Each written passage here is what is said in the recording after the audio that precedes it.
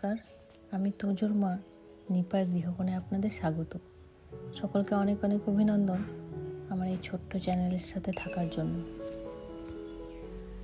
Video দিতে দেরি হওয়ার জন্য দুঃখিত, যদিও খুব অল্প সংখ্যক ভিউয়ার্স আমার, তবুও বলা আমার কর্তব্য। আজ করবে একটু খাসির মাংসের ঝোল। তোজোর বাবা আর তোজো গেছে বাজার, ছেলে কিছুতেই ওর বাবাকে ছাড়বে না, যাবেই যাবে।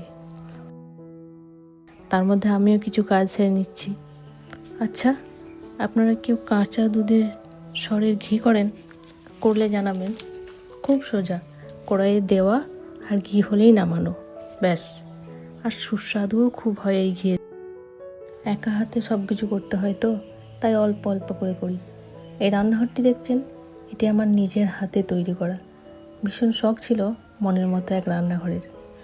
আমার মতো প্রায় সব মেয়েরই এই শখটি বর্তমান।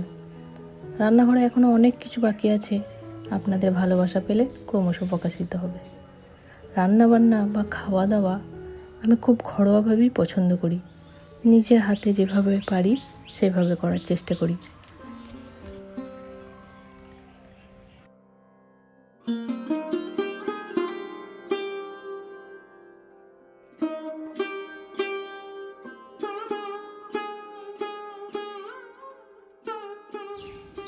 বাড়িতে যে কোনো মাংস হলে কেউ বিশেষ কোনো তরকারি খেতে চায় না, ওই মাংস আর চাটনি।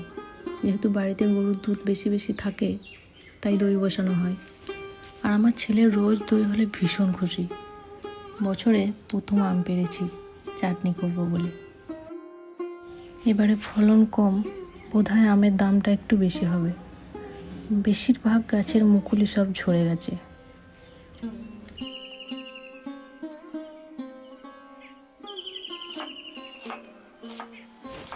খাসির মাংসে আদা বাটা একটু বেশি আর মুরগির মাংসে রসুন বাটা একটু বেশি।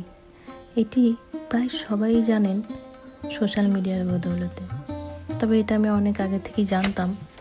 কাকুলি কাকিমা বলেছিলেন খাসির মাংসে আদা বাটা বেশি আর রসুন বাটা কম, আর মুরগির মাংসে রসুন বাটা বেশি আর আদা বাটা কম দিবি, আর একটা টমেটো দিবি, তাহলেই হবে।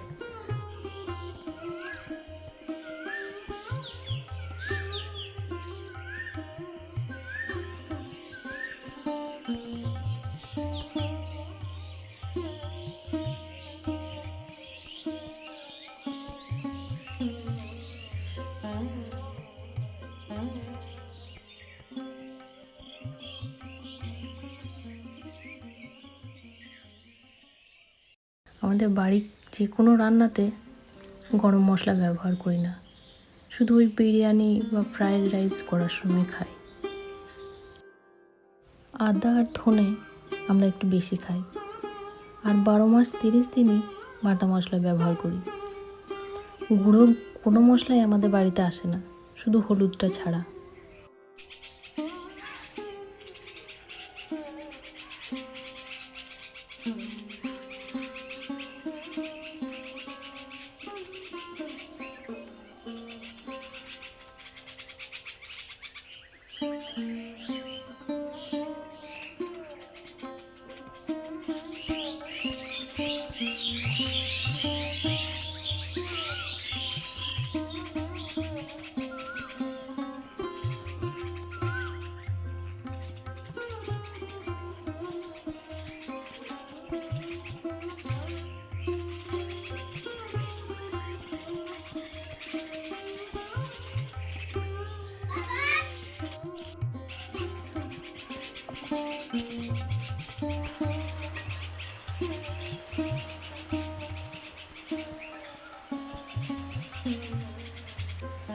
বাটাবাটির পাট চুকিয়ে রান্নাতে আসা।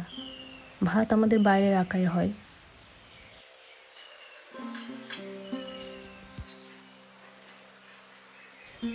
এই মাংসে আর কি, মশলা দিয়ে তেল না ছাড়া পর্যন্ত কষানো, তাতে মাংসের সাথে মশলা মাখিয়ে দিলেও অসুবিধা নেই।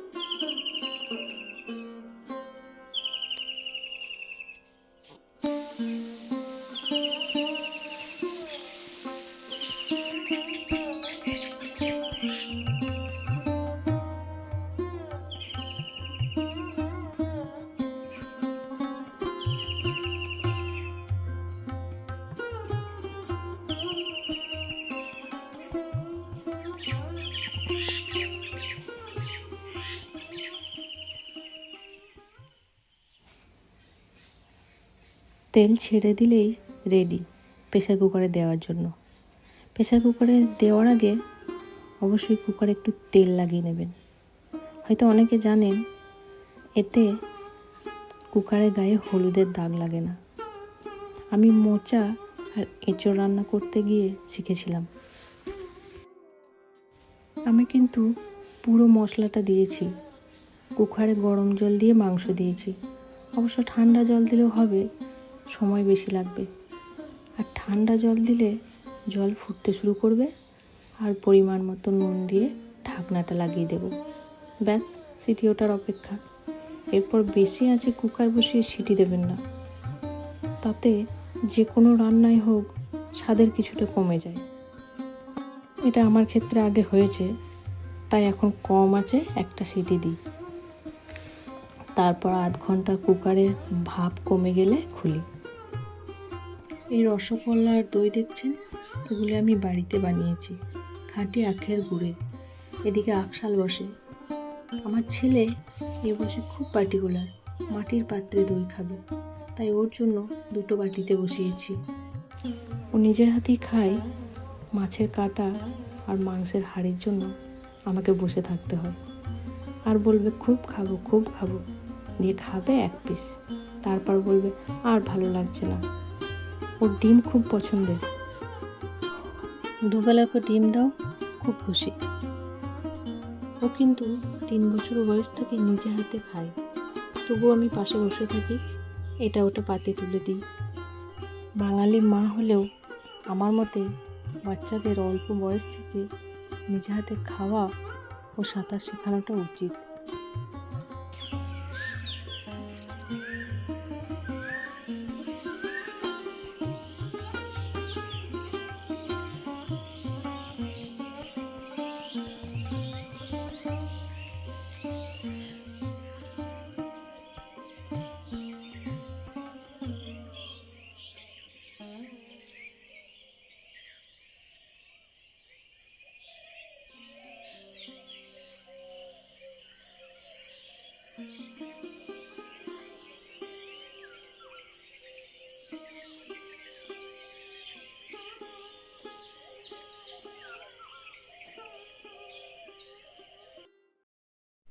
আমি কিন্তু খাওয়ার পর উনুন পরিষ্কার করি না, আজকে করছি, কারণ রান্না হওয়ার পর উনানে নাতা না দিলেই নয়। তাই একেবারে আজ পরিষ্কার করে নিচ্ছি সব কিছু। ঘরটা কতটা পরিপাটি রাখতে পারি জানি না, তবে চেষ্টা করি একটু পরিচ্ছন্ন রাখার।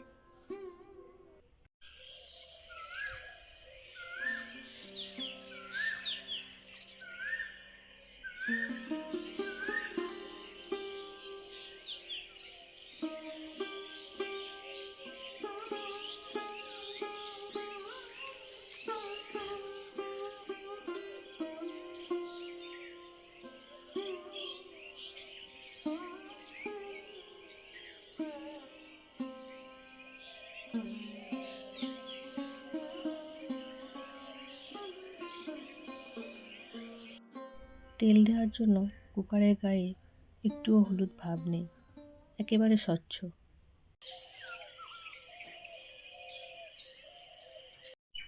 আজ 5টি বছর ধরে দুপুরে আমার চোখে ঘুম নেই।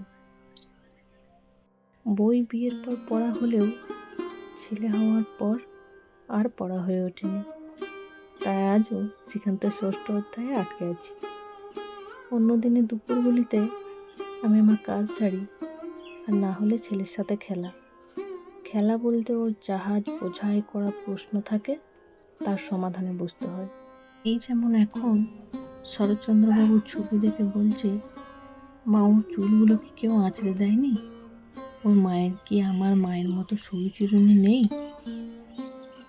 আমার কথায় ব্যথিত হলে আমি দুঃখিত, জানবেন এ আমার ভাষার ত্রুটি।